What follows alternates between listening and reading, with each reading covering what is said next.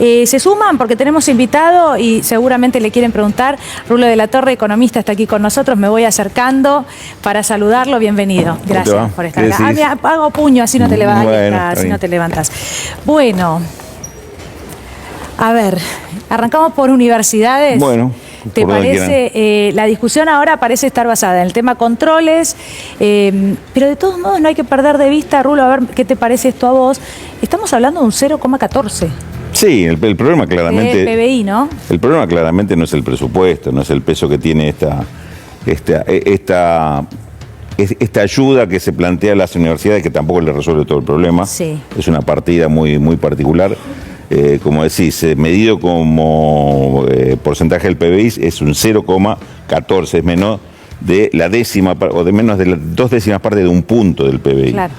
Recordemos, a ver, para hacer alguna comparación, estamos analizando el presupuesto 2025. Sí. En el impuesto a los bienes personales, de 2023 a 2025, la caída es del 0,5 al 0,1. O sea, ahí se perdió un 0,40, si lo querés comparar con estos 14, serían centésimas de punto del PBI. Digamos, evidentemente no es una partida, no por esto se rompe el déficit cero, ni mucho menos, que también es cuestionable por otros puntos, pero no es lo que se está discutiendo en realidad. Sí, parece ser más ideológico, ¿no? Cierre de hospitales, absolutamente, ideológicamente todo lo que se pueda. Sí, ideológicamente y político, restarle poder, restarle capacidad de incidencia a las universidades públicas con todo lo que significa la formación de jóvenes, de franjas de la sociedad que de otra forma no hubieran accedido, que es lo que explica Daniela, que le veíamos en la marcha el otro día. Vos decías, algunas personas, si te quedas con una mirada así muy superficial, decías, ¿y por qué esta gente está acá si ellos no tienen nada que ver con la universidad? Los albañiles que iban por la UOCRA, sí, no fueron a la universidad ni van a poder ir, pero esto le dio posibilidad que sus hijos vayan. Claro. Y si no entendemos eso, me parece que estamos lejos de poder entender nada. Sí. Mientras tanto, hay un Milei que parece tener un discurso paralelo, ¿no? Frente a los propios, que se cierra cada vez más entre los propios, pero digo discurso paralelo respecto de la economía, porque sigue hablando de unos brotes verdes, de un repunte. Recién lo hablábamos con Juan, nos daba los números concretos. Exacto. En realidad esa recuperación, un año después de su asunción, la verdad que tampoco llega. No, está claro. Lo que recién nos ofrecía Juan es una radiografía muy, muy certera de lo que está pasando y nada menos que con el consumo. Inclusive, vos fíjate que el presupuesto plantea casi como variable fundamental, ¿cómo dice que va a crecer 5% el año que viene? Con el consumo. La inversión no tiene una incidencia fuerte ni siquiera en los números que presenta el gobierno. Esta es una de las inconsistencias que tiene el programa que está planteado en el presupuesto. Pero por otra parte, esta pérdida de enfoque de la realidad también se empieza a ver en un sector que hasta ahora no habíamos visto, que es la relación entre el discurso del gobierno y el discurso de la oposición de grandes empresas. Ahí empieza a haber una distancia que creo que políticamente hay que mirarla con atención, porque esto se suponía hasta ahora el respaldo fundamental que tenía el gobierno, es decir, grandes empresas que sostenían esta política. Sí. Yo diría, estamos muy cerca de empezar a concluir que lo que le podía brindar este gobierno a esas grandes empresas ya está agotado. Ya estarán pensando en otra cosa, en otra perspectiva, porque inclusive el apoyo al gobierno dejó de ser tan explícito y en algunos casos se están parando con una posición bastante crítica con respecto al gobierno y en particular al ministro de Economía, ¿no? Bueno, te quiero preguntar por el oro. Hay un fondo buitre, parece, preguntando, ¿no? Por el oro argentino. Adorni que dice que no hay ningún problema, pero me dicen que tenemos que hacer una pausa muy cortita, muy cortita. ¿Te quedás? Sí, por supuesto. Hacemos una pausa chiquita y ya regresamos, no se vayan.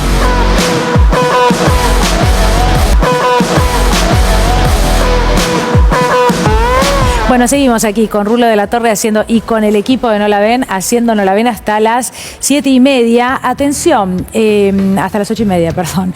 Ya pasamos la hora. Rulo, había quedado pendiente el tema de el oro. Te preguntaba yo, Adorni esta semana dijo no corre ningún peligro, en realidad no nos conviene a los argentinos. Pero hay un fondo buitre que está preguntando qué pasa con el oro argentino. Sí, concretamente. ¿No? Es un fondo buitre de Estados Unidos, el Bainbridge. Sí. Un fondo buitre que tiene iniciada una causa hace ya rato en los tribunales de Estados Unidos, los de Manhattan. Sí. El conocido tribunal que antes estaba Griesa, claro. Ya fallecido, ahora está una jueza llamada Lorena Presca. Sí. ¿Qué es lo que hace el fondo buitre? El fondo buitre lo que dice es, pide abrir una investigación sobre todos los activos que tenga Argentina en el exterior, por la probabilidad de embargo, la posibilidad de embargo. Claro. Ese es el paso previo a pedir el embargo. Sí. En este caso, Argentina tiene sentado precedente en los mismos tribunales de que el Banco Central y el Tesoro Nacional son dos personas jurídicas diferentes. Sí, porque claro. el Tesoro Nacional es el que tiene la deuda con el exterior. El Banco Central es... Sí, la autonomía del Banco Central. La autonomía del Banco Central. Ahora, ¿qué hizo este gobierno? Este gobierno insistió permanentemente en poner en boca del ministro de Economía y el presidente de la Nación, no, con el Banco Central vamos a hacer esto, vamos a hacer aquello. Salió a justificar por qué el oro fue al exterior una vez que se había ido y no lo habían informado. Es decir, el gobierno está jugando en contra de eso que Argentina ya había ganado como criterio de que son organismos independientes. Y aparte, para colmo, se sabe que Santiago Bauzile, el presidente del Banco Central, es socio de Luis Caputo, el ministro de Economía, en sus negocios financieros, en la consultora que tienen en conjunto y además de otras operaciones que hacían en el exterior. Es decir, todo eso está jugando en contra de Argentina y pone en debilidad este tema de que Argentina sacó el oro, lo envió a Londres, después se supone que lo envió a Suiza, al Banco de Ajuste de Basilea. Ese oro es del Banco Central, es de la Reserva del Banco Central. ¿Es embargable o no? Lo que dice el Fondo Buitre dice, sí, es embargable porque lo dice el propio gobierno, que el Banco Central es una herramienta de la propia política económica. Entonces, sí hay riesgo con ese tema y lo que está haciendo el Fondo Buitre es justamente lo que en su momento Santiago Palazzo, el diputado nacional, titular de la bancaria, había advertido cuando hizo la denuncia de esta salida del oro. Se está poniendo en riesgo un activo del país porque se están haciendo las cosas imprudentemente. Claro. Hay una especie de, no quiero decir veranito, pero respecto del riesgo país que había subido mucho, el dólar incluso, a partir del ingreso de los dólares del blanqueo, hay algo que está pasando con el dólar que al que no maneja mucho la economía, más allá de que la está pasando mal, dice, bueno, pero Milei me bajó la inflación y está bajando el dólar. ¿Qué crees que va a pasar? No, a ver, el tema del dólar tiene que ver con un momento muy particular. Está bajando el dólar, están subiendo las acciones y los títulos públicos. Es decir, también los títulos de deuda están subiendo al mismo momento que algunos estamos advirtiendo que hay un riesgo muy grande de no poder pagar la deuda en los próximos meses. Ahora, lo que está sucediendo es que el blanqueo está haciendo un efecto. El blanqueo provocó que haya ingresos de declaración de divisas que estaban en el exterior. Las divisas no están obligados los que la entran a tener que entregárselas al Banco Central, sí la tienen que tener en algún activo registrado en el país. Y lo que está pasando es esto, hay mucha compra de... o ya sea de dólares en el contado con liqui para tenerlo como dólares en su propiedad, o directamente compra de activos como son los bonos. Entonces esto está subiendo ahora por esa entrada y probablemente ahora que empieza la segunda etapa del blanqueo va a seguir subiendo. El tema es cuando se vence ese plazo, porque no es para siempre. Digamos, después pueden disponer libremente de eso. ¿Qué va a pasar con eso? Porque en definitiva esto es parecido al carry trade, es decir, la especulación que en un momento se da con tasas de interés en pesos muy altas. Entonces le invitas, entra en dólares, pónganla en pesos y yo le voy a mantener el dólar fijo, con lo cual van a ganar seguro. Bueno, fenómeno. Cuando se termina el proceso, ¿qué pasa? Hay un rebote. Los dólares se van. En este caso es lo mismo. Tenemos, bien decís el veranito porque es muy temporal esto.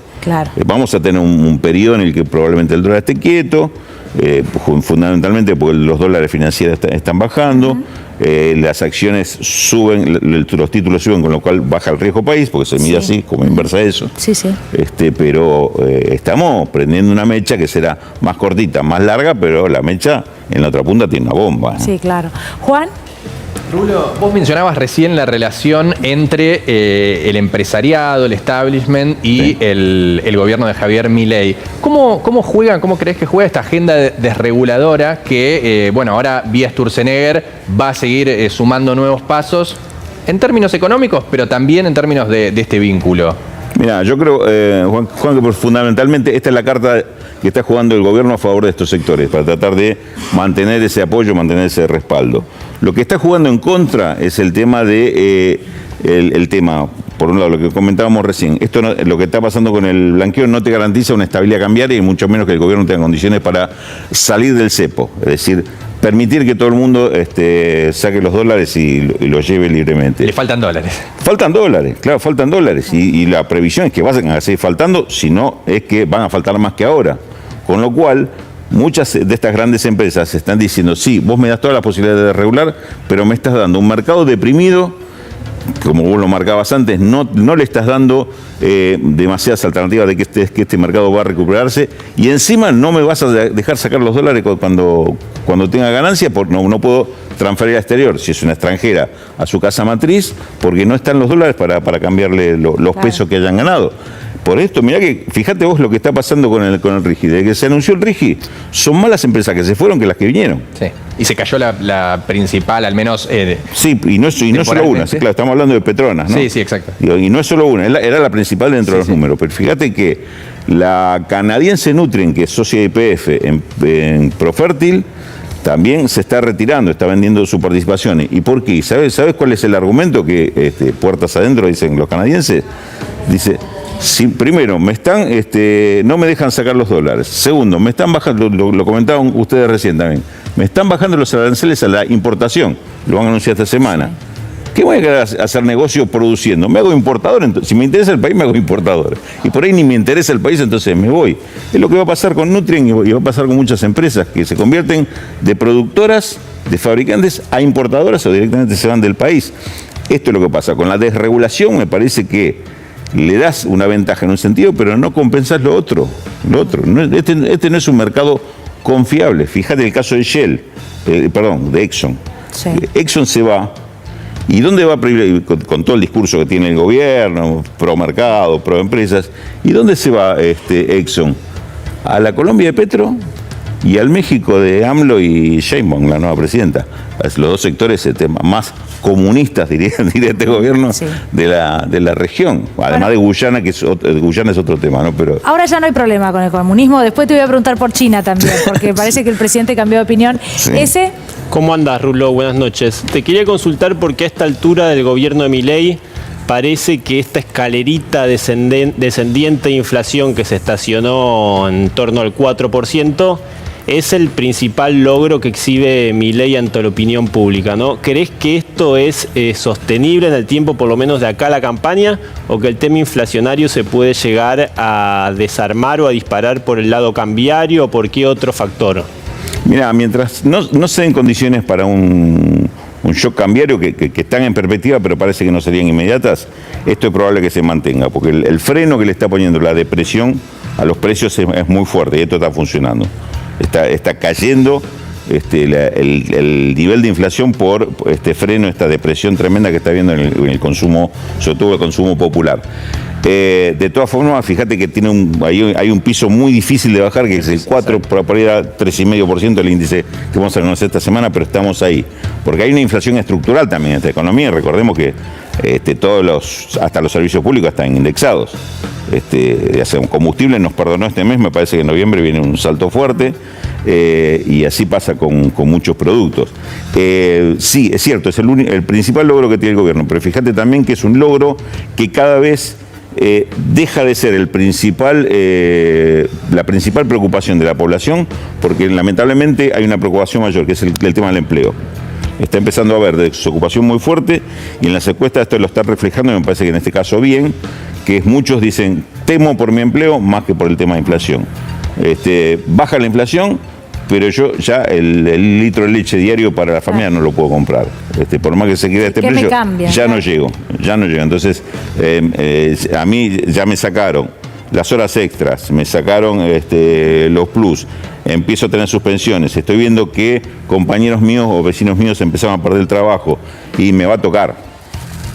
Esta es la sensación que hay, y hoy la desocupación pasó a ser una preocupación mucho mayor que la inflación, con lo cual es cierto que es el principal logro que tiene el gobierno, pero un logro que cada vez es menos valorado con respecto a otras situaciones gravísimas que estamos viviendo o empezando a vivir, ¿no? Sí, digamos que la cifra de inflación ya no es tan celebrable, porque de hecho puertas adentro en los hogares, debido al incremento de las tarifas y demás, sí, no es algo que esté beneficiando en la economía diaria, bueno, tal vez con la no suba de precios, ¿no? Sí, pero y fíjate que inclusive, Daniela, cuando empezamos a ver algunas negociaciones salariales que ya lo que le están dispuestos a dar los empresarios es un 1,5 o 2% mensual. Claro. Es decir, ni siquiera es que dice, bueno, bajó la inflación, entonces ahora recupero. No recuperas tampoco, no está claro que vayas a recuperar. Esta semana se conoció el índice de Gini, que es el que mide la desigualdad. Es difícil porque por deciles, ¿no? Explicar si es más cerca de 1, pero en realidad el dato importante es que tiene que ver con el incremento que se sigue dando entre los sectores más ricos de la población y que están cada vez más alejados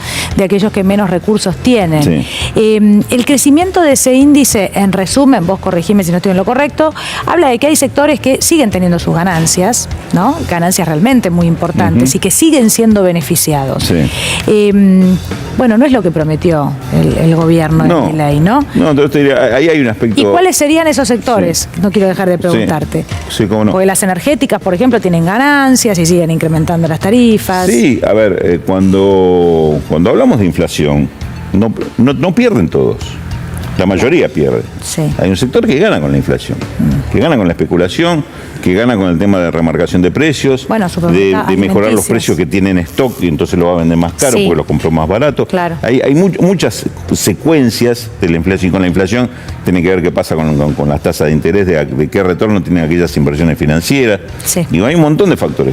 Recién nombré el carry trade, la especulación financiera con precios internos contra un dólar que va por debajo y te lo garantiza el gobierno que va por debajo, es una ganancia financiera que obviamente no es para cualquiera, es para unos pocos que la están teniendo. Entonces, la inflación es más que un castigo a la población en general, es un gran desigualador.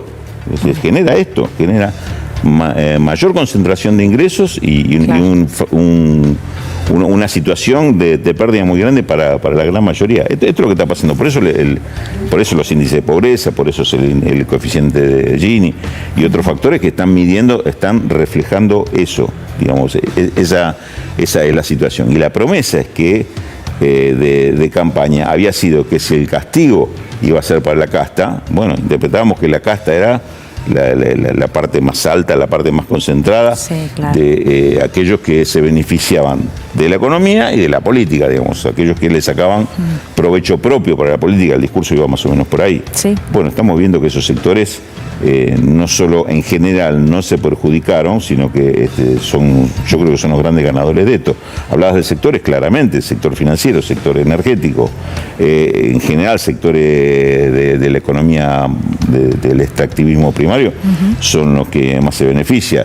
Después, los sectores más ligados al comercio exterior, es decir, aquellos que tienen un vínculo, ya sea porque reciben ingresos en divisas o alguna otra actividad que quedó al margen de toda esta crisis, son los más beneficiados. ¿Quiénes son los más perjudicados? Todos aquellos que están vinculados al mercado interno, que es el que se está cayendo. Para los empresarios mediano, pequeño o empresario en general, ligado a las actividades de producto de consumo masivo, la están pasando mal. Están teniendo grandes problemas y en más de un caso te aseguro que definiendo si sigue o no sigue en la actividad.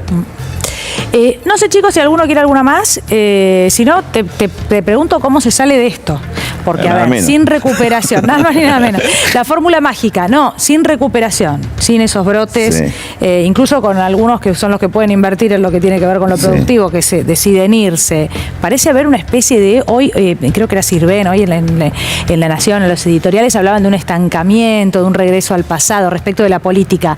Pero la economía parece estar como en un lugar que uno se pregunta de dónde se sale o con qué receta se sale de esta recesión enorme, de esto que no parece tener con el fondo. Ahora me contestas con el fondo, me preocupo. No, a ver, en principio la economía y la política van de la mano, no es que una segunda y la otra agarra por otro camino. En esto van a ir de la mano y si a mí, vos decías volver al pasado, si yo te tengo que describir un escenario parecido a esto, yo pienso en el 2001. Claro.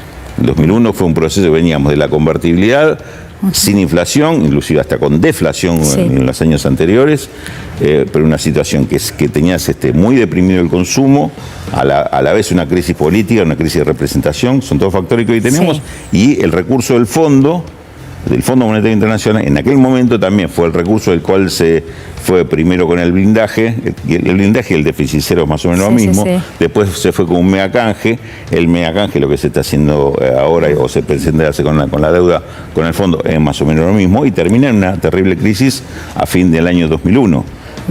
no sabemos cuáles son las condiciones que pueden provocar hoy la crisis final o el estallido final, pero lamentablemente vamos hacia esa situación. Vos me decís, ¿cómo se sale con este plan, con esta política? No, seguro que no.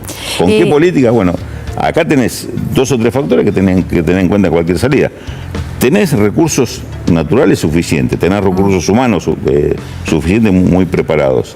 Se sale respaldando el consumo y buscando una solución por ese lado, no una solución dependiente de la deuda, ni con el fondo ni con nadie. Primero viendo cómo ordenás esos factores internos. Sí. Y yo creo que para lograr eso, si me dejaste, te agrego un elemento más, que es más político, es hablarle a la población de lo que está pasando y cómo se atienden estos problemas, y no con discursos, es decir, el más confiable es y hacer un gran afiche con la carita de alguien que sea el más atractivo para votarlo. Sí. Es decir, con políticas. Con es decir, políticas, claro. Yo creo que es mentira que la culpa es de la política. Al contrario, se sale con política. Sin duda. Y es mentira que la culpa es del Estado. Hay factores, acá se sale con un Estado, sí, un Estado serio, un Estado responsable, un Estado eficiente, pero con más Estado. Sí. Digamos, el tema de la inflación no lo vas a resolver sin Estado. Bueno, como dejando salimos del el libre 2001. mercado y que No, claro. el que fija imagino. los precios haga lo que quiera. Bueno, gracias por haber venido. No, a ustedes Muchas por la gracias como invitación. siempre. Gracias a ustedes.